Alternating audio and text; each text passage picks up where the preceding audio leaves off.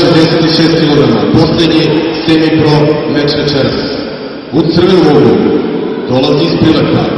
Njegova osnovna disciplina je BJJ, brazilski jiu-jitsu. Dame i gospodo, pozdravite Igora Gorenskog!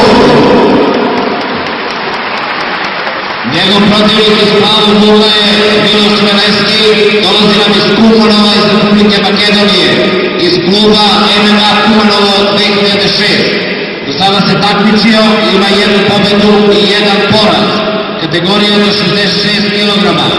Miloš Veneski.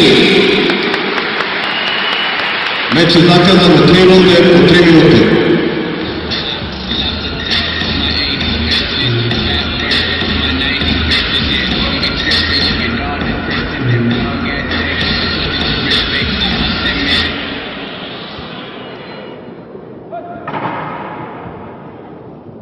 Prva runda.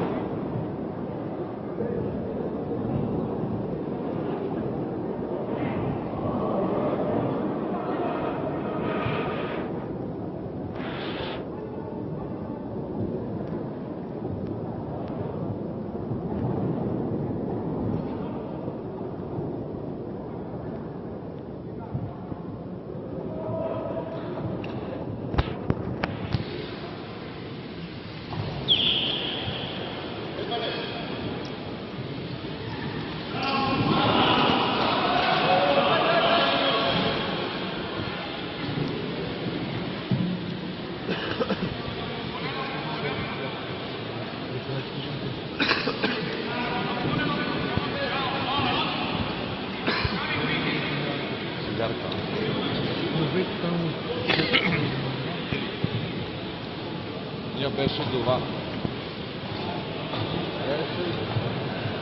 Лева плъкна била за образ.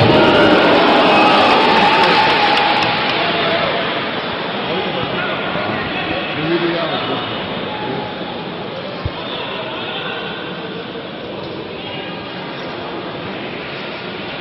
О, правя.